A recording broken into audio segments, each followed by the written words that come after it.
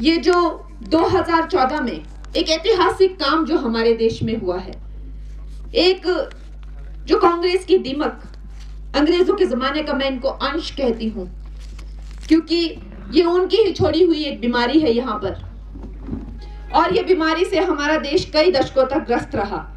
ये जो परिवारवाद की जो दीमक है, इसने पूरी तरह से हमारे देश को खा दिया था। मोतीलाल नेहरू, आप सोच लीजिए, उस टाइम का एक अंबानी टाइप एक कैरेक्टर था जो अंग्रेजों के बहुत प्रिय था। फिर उसका सुपुत्र हुआ नेहरू। उनको क्यों सत्ता मिली कोई नहीं जानते, क्योंकि सारी वोटिंग जो है वो वल्लभ भाई पटेल जी के पक्ष में हुई थी। फिर उसके बाद उनकी बेटी हुई इंदिरा, जिन्होंने इस देश को एक खुली जेल बना दिया। उनके जैसा तानाशाह आज कहते हैं कि हमारे संविधान के इतिहास में नहीं हुआ। जो मर्जी करी, 100 बार संविधान चेंज किया। फिर उनके और भी कारनामे हुए। संजय गांधी जी पकड़ पकड़ के लोगों की जो है वो नसबंदी करते थे, ना जाने कितनी। मैं अगर उनके चिट्ठे खोलने लगूं यहाँ पे तो सुबह हो जाए। फिर उनकी इटालियन पत्नी राजीव गांधी जी की, उसने कहा अब मैं थोड़ा सा अपना यहाँ पे हाथ जमा लेती हूँ। इस तरह की करतूतें हो रही थी इस देश में। जो इंसान आज तक हिंदी ढंग से नहीं बोल पाया, इस देश की भाषा ढंग से नहीं समझ पाया, इस देश की संस्कृति को नहीं जानते, वो कैसे इस देश को चला सकते हैं। ये जो 2014 में एक ऐतिहासिक काम जो हमारे देश में हुआ है, एक जो कांग्रेस की दीमक, अंग्रेजों के जमाने का मैं इनको अंश कहती हूं, क्योंकि ये उनकी ही छोड़ी हुई एक बीमारी है यहां पर, और ये बीमारी से हमारा देश कई दशकों तक ग्रस्त रहा। ये जो परिवारवाद की जो दीमक है, इसने पूरी तरह से हमारे देश को खा दिया था। मोतीलाल नेहरू, आप सोच लीजिए, उस टाइम का एक अंबानी टाइप एक कैरेक्टर था जो अंग्रेजों के बहुत प्रिय था। फिर उसका सुपुत्र हुआ नेहरू। उनको क्यों सत्ता मिली कोई नहीं जानते, क्योंकि सारी वोटिंग जो है वो वल्लभ भाई पटेल जी के पक्ष में हुई थी।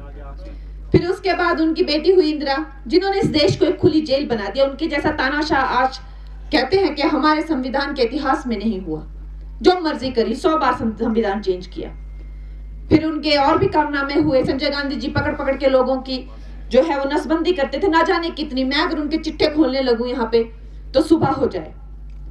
फिर उनकी इटालियन पत्नी राजीव गांधी जी की, उसने कहा अब मैं थोड़ा सा अपना यहाँ पे हाथ जमा लेती हूँ। इस तरह की करतूतें हो रही थी इस देश में। जो इंसान आज तक हिंदी ढंग से नहीं बोल पाया, इस देश की भाषा ढंग से नहीं समझ पाया, इस देश की संस्कृति को नहीं जानते, वो कैसे इस देश को चला सकते हैं। ये जो 2014 में एक ऐतिहासिक काम जो हमारे देश में हुआ है, एक जो कांग्रेस की दीमक, अंग्रेजों के जमाने का मैं इनको अंश कहती हूं, क्योंकि ये उनकी ही छोड़ी हुई एक बीमारी है यहां पर, और ये बीमारी से हमारा देश कई दशकों तक ग्रस्त रहा।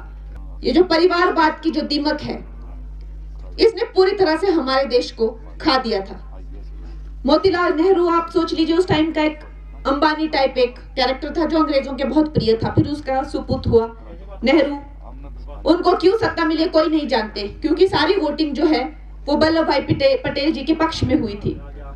फिर उसके बाद उनकी बेटी हुई इंदिरा, जिन्होंने इस देश को एक खुली जेल बना दिया। उनके जैसा तानाशाह आज कहते हैं कि हमारे संविधान के इतिहास में नहीं हुआ।